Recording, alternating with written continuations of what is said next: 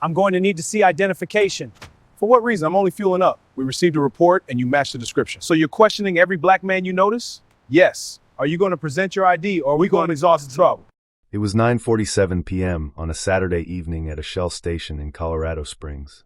Sergeant First Class DeMarco Johnson had just finished visiting his mother and was heading home when he pulled over for fuel. He was exhausted, dealing with another difficult day of PTSD symptoms, and simply wanted to return to his apartment. What he didn't realize was that Officer Brett Hamilton had already decided he looked suspicious the instant he arrived.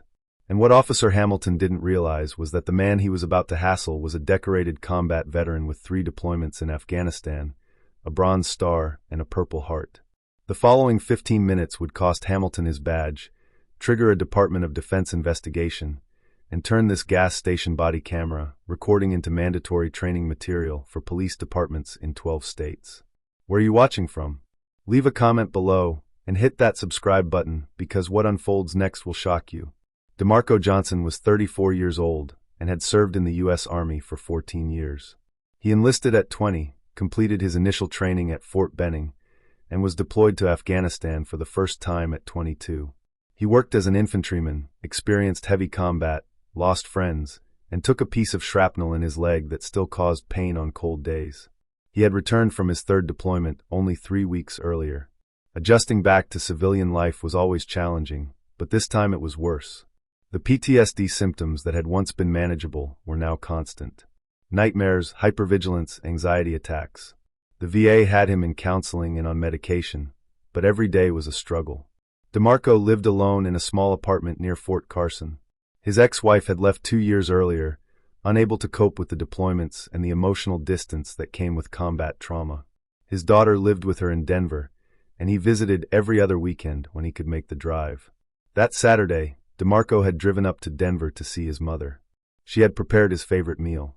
They talked, and it had been a good day. One of the few good days he'd experienced since coming home. He left around 9:30 p.m. and started the hour-long drive back to Colorado Springs. He was running low on fuel, so he pulled into a Shell station off I-25. The station was brightly lit, fairly busy for a Saturday night. A few other people pumping gas, a couple customers going in and out of the convenience store. Nothing unusual. DeMarco pulled up to pump 6, stepped out of his truck, and inserted his credit card.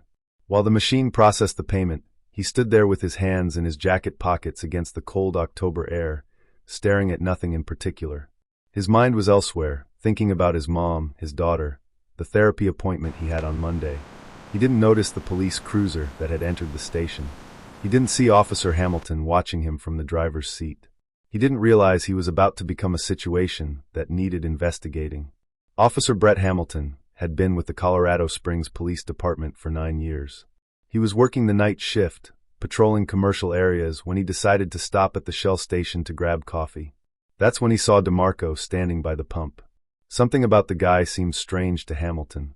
The way he was simply standing there with his hands in his pockets, sort of staring into space. He wasn't actively pumping gas, just standing there. In Hamilton's experience, people who lingered at gas stations late at night were usually involved in something. Drug deals, stolen credit cards, checking cars to break into. Hamilton watched for about 30 seconds. The guy still hadn't moved, just standing beside his truck. That was enough for Hamilton. He stepped out of his cruiser and walked over. Hamilton approached with one hand already resting on his belt. "I'm going to need to see identification." DeMarco turned, confused. "For what reason?" "I'm just fueling up. We received a report, and you matched the description." DeMarco glanced around. There were at least 6 other people at the station, all of them white. He was the only black person there. "So you're questioning every black man you notice?" Hamilton didn't hesitate. "Yes. Are you going to present your ID, or are we going to have trouble?" DeMarco felt the familiar tightness forming in his chest. The anxiety response. His therapist had warned him about situations like this triggering his PTSD. He tried to keep his breathing steady. "Look, man, I've had an exhausting day. Can you just explain what this is about?" Hamilton shifted his weight. "What it's about is we've had problems in this area. Break-ins, theft, and you standing here, not really pumping gas, just watching. That's suspicious behavior." "Suspicious behavior?" "I was waiting for my card to go through. I wasn't watching anything. I was thinking about my day." "Yeah. Well, I need to verify who you are." So ID now. DeMarco took a slow breath. I just came back from deployment 3 weeks ago, man. Afghanistan. I'm stationed at Fort Carson. I stopped for gas on my way home from visiting my mom. That's it. Hamilton's expression didn't change. Deployment. Okay, that still doesn't explain why you're acting nervous. Acting nervous? You walked up asking for ID for no reason. Yeah, I'm nervous. Wouldn't you be? If I wasn't doing anything wrong, no. DeMarco felt anger flash through him, but kept his voice steady. I'm not doing anything wrong. That's the point. Then show me your ID, and we can clear this up quickly. DeMarco slowly pulled out his wallet. Deliberately. He opened it and removed his military ID. Active duty, clearly visible. He held it up. Hamilton looked at it. Something crossed his face. Maybe surprise, maybe doubt. But he didn't step back. All right. You're military. That's good. But I still need to know what you were doing standing here so long. I told you. Waiting for the pump. It's a normal thing people do at gas stations. You seemed like you were looking around, checking things out, man. I was standing here. That's it. I wasn't checking anything out. Looking around, I was waiting for the pump to process my card. And I wasn't scanning anything. I was literally just standing here. Is that illegal now? You match a description of someone suspicious in the area. What description? Be specific. Hamilton shifted his weight. Black male, medium build, dark clothing. DeMarco felt his jaw tighten. So you're stopping every black man you see? That's the description. Watch your tone. My tone? My tone is the problem here. DeMarco could feel his heart racing now, the PTSD symptoms kicking in. Hypervigilance, anger, the feeling of being cornered. I served 3 tours in Afghanistan. I have a Bronze Star and a Purple Heart. And you're harassing me at a gas station because I'm black and you got a vague description that could fit half the men in this city. Do you think this officer had any idea who he was dealing with? Type yes or no in the comments. Hamilton's face tightened. Sir, you need to calm down. I am calm. I'm standing here talking to you after you accuse me of being suspicious for pumping gas while black. If you don't lower your voice, I'm going to detain you for disorderly conduct. DeMarco took another breath, trying to control the panic response his therapist had taught him to manage. I'm not being disorderly. I'm responding to being profiled. You weren't profiled. I was responding to a report. What report? Show me the call log. What time did this supposed call come in? What was the actual description? What crime was supposedly committed? Hamilton didn't have good answers because there was no call. He had lied about that to justify the stop. He saw a black man standing at a gas station and decided that was suspicious enough to investigate. I don't have to show you anything. Actually, you do. If you're detaining me based on a report, I have the right to know what that report said. Hamilton was getting frustrated. This was supposed to be simple. Stop the guy, check his ID, maybe find something wrong, then move on. But this man knew his rights and wasn't backing down. Sir, I'm giving you one final opportunity to cooperate, or you'll be placed in handcuffs. DeMarco pulled out his phone. I'm contacting my command. You're harassing an active duty service member, and my commanding officer is going to want to hear about this.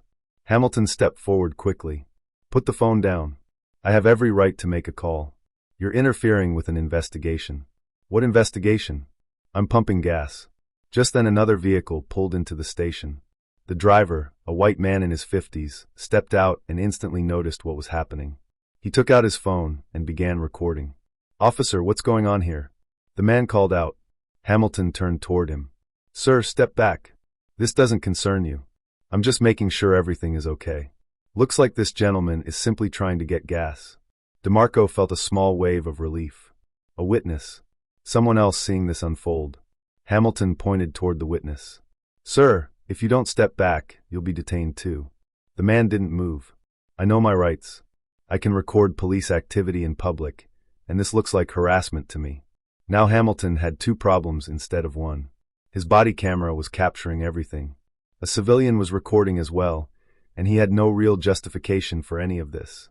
He turned back to DeMarco. You know what? You're free to go, but I'm filing this as a suspicious person call. DeMarco stared at him in disbelief.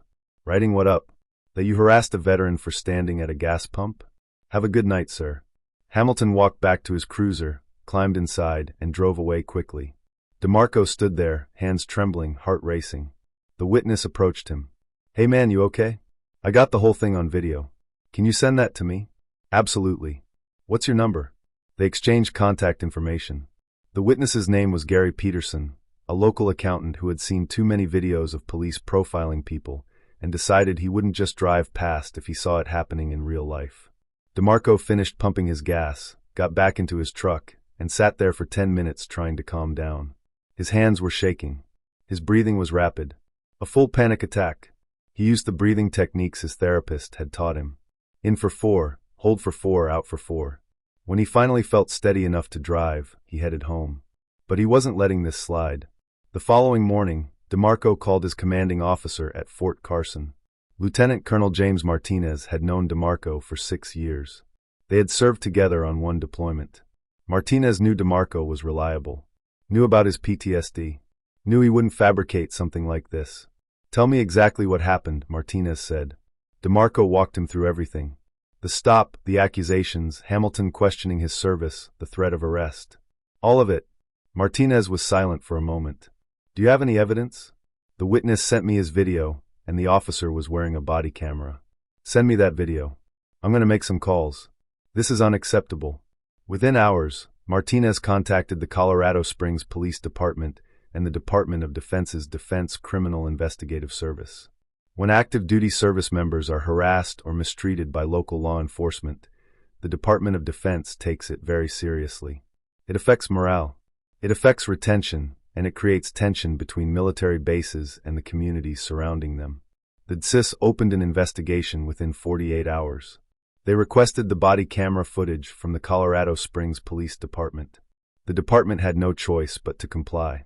The investigation was led by Special Agent Patricia Reeves, a DSIS investigator who had handled dozens of cases involving military personnel and civilian police.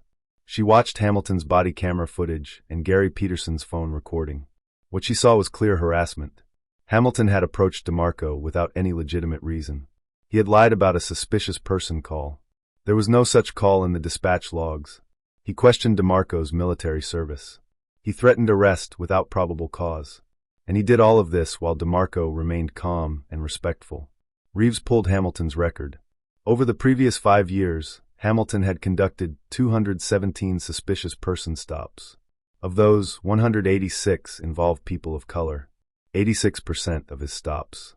In Colorado Springs, minorities made up roughly 33% of the population. Hamilton had also received 7 prior complaints about racial profiling. All had been investigated internally and labeled unfounded or unable to substantiate. But Reeves noticed something important. In every previous case, it had been the complainant's word against Hamilton's word with no video evidence. Now there was video evidence from 2 angles. And the complainant was an active duty Army sergeant with an impeccable service record. Reeves interviewed Hamilton 3 weeks after the incident. He arrived with his union representative and a lawyer, confident he had done nothing wrong. "Why did you approach Sergeant Johnson at the gas station?" Reeves asked. "I observed him behaving suspiciously." Define behaving suspiciously. He was just standing there, not actively pumping gas, looking around. The video shows him standing at the pump waiting for his card to process. That's normal behavior. What made it suspicious? Hamilton hesitated. It just seemed off. You told Sergeant Johnson there was a call about suspicious activity. Can you provide the call number? Hamilton's expression changed. I might have been mistaken about that. You might have been mistaken, or you fabricated it to justify the stop. His lawyer interrupted, but Reeves had already heard enough. She showed Hamilton the data from his stops. The racial disparity. The pattern of complaints. Officer Hamilton, this data shows you disproportionately stop people of color. You rely on vague reasons like suspicious behavior or matching a description, and in this case you lied about a call to justify harassing a decorated combat veteran. Do you have anything to say? Hamilton's lawyer advised him not to respond. The DSIS report was devastating. It concluded that Hamilton had violated Sergeant Johnson's civil rights, lied during the course of his duties, and demonstrated a pattern of racially biased policing. The report was forwarded to the Colorado Springs Police Department with a recommendation that Hamilton be terminated and that the department implement reforms to prevent similar incidents. The Colorado Springs Police Department had a choice. They could challenge the DSIS findings and risk a Department of Defense investigation into all interactions between CSPD officers and military personnel at Fort Carson. Or they could accept the findings and act. They acted. Hamilton was suspended immediately. An internal investigation confirmed everything CIS had discovered. Hamilton was terminated 4 weeks after the gas station incident. His union filed a grievance, but it was denied. The body camera footage and the pattern of complaints made the case impossible to defend. But DeMarco still had to deal with the aftermath. The incident had severely triggered his PTSD. He had nightmares about it, panic attacks whenever he saw police vehicles. His therapist increased his sessions to twice a week. Lieutenant Colonel Martinez referred DeMarco to the base legal office, which connected him with a civil rights attorney. DeMarco filed a federal lawsuit against Hamilton and the Colorado Springs Police Department. The lawsuit alleged Fourth Amendment violations, racial discrimination, and intentional infliction of emotional distress. It also explained how the incident worsened DeMarco's PTSD, affecting both his ability to serve and his quality of life. The city attorney reviewed the evidence and did the math. Combat veteran. Video evidence. Department of Defense investigation. Pattern of racist policing. This case was unwinnable. They settled 6 months after the incident for $285,000. The settlement also required the Colorado Springs Police Department to implement new training on interacting with military veterans, recognizing PTSD symptoms, and avoiding racial profiling. All officers had to complete 8 hours of training on implicit bias and cultural competency. DeMarco donated $100,000 of the settlement to veteran mental health organizations. He used the rest to relocate to another city, somewhere he wouldn't have to worry about running into Hamilton or reliving that night every time he passed that gas station. The body camera footage was released as part of the settlement. Gary Peterson's phone recording had already been circulating, but the body camera footage was clearer and captured the audio better. The video went viral. News outlets across the country covered the story. Veterans organizations condemned Hamilton's actions. The VFW and American Legion both issued statements calling for improved training for police on interacting with veterans. Have you or a veteran you know ever been treated like this? Share your story in the comments. The video eventually became training material. Police academies showed it as an example of how implicit bias can lead to unjustified stops. They explained how Hamilton's assumptions, a black man standing at night must be suspicious, led him to harass an innocent person. They showed how lying about a call and threatening arrest without cause can destroy an officer's career. Military bases used the footage as well, but for a different purpose. They showed it to service members as a reminder that serving your country doesn't mean you're immune from racism or profiling. They used it to educate troops about their rights and about what to do if they're harassed by police. Hamilton never worked in law enforcement again. No department would hire him after a Department of Defense investigation found him guilty of civil rights violations. He tried security work, but couldn't hold jobs. The last anyone heard, he had moved out of state. DeMarco remained in the Army for 2 more years before medically retiring due to his PTSD. He moved to Oregon, somewhere quieter, and began working with a veteran advocacy organization. He now speaks to veteran groups about his experience, about understanding your rights, about managing PTSD, and about not letting one racist officer make you feel like your service didn't matter. The Shell station is still there. DeMarco never returned, but other veterans do, and some of them know the story.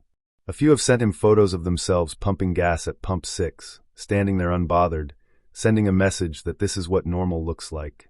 So what are the lessons from DeMarco's story? First, you don't have to tolerate harassment simply because someone wears a badge.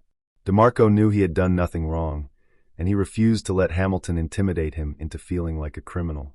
Stand your ground when you know you're right. Second, document everything and get witnesses whenever possible. Gary Peterson's decision to record was crucial. If you see someone being harassed by police, record it. Be a witness. Your phone could be the evidence that makes the difference. Third, use the resources available to you. DeMarco contacted his commanding officer. He relied on military legal support. He secured a skilled civil rights attorney. Whatever systems exist around you, family, employers, advocacy groups, legal assistance, use them. Fourth, mental health is important. DeMarco was already managing PTSD before this event, and the harassment intensified it. He sought support. He continued attending therapy. He didn't try to endure everything alone. If you're struggling, reach out for help. Fifth, your service and sacrifices matter, even when someone attempts to dismiss them. Hamilton's sarcastic remark, "Yeah, sure you were, about DeMarco's deployment was intended to mock his service. But DeMarco's record spoke clearly for itself, and in the end that mattered far more than one officer's doubt. Sixth, patterns matter. A single complaint might be ignored, but when investigators uncovered Hamilton's pattern of racially biased stops, it showed this wasn't an isolated mistake. Document incidents. File complaints, because your report might be the one that reveals a broader pattern. Seventh, systemic change requires pressure. DeMarco didn't quietly move on. The Department of Defense investigation, the publicity, and the lawsuit together forced the police department to implement real reforms. Without that pressure, nothing would have changed. DeMarco Johnson now lives in Oregon, working with veterans and trying to build a sense of peace. Some days his PTSD is manageable, other days it's harder. He doesn't regret serving. He doesn't regret standing up to Hamilton. He simply wishes he never had to. Brett Hamilton is somewhere in another state now, no longer working in law enforcement. His career ended after 15 minutes of racial profiling captured on camera. The Colorado Springs Police Department now trains every new officer using the DeMarco Johnson case. They learn what not to do, how bias can distort judgment, and why respecting everyone, especially those who served, isn't just department policy, it's basic human decency. That's the impact of one gas station stop.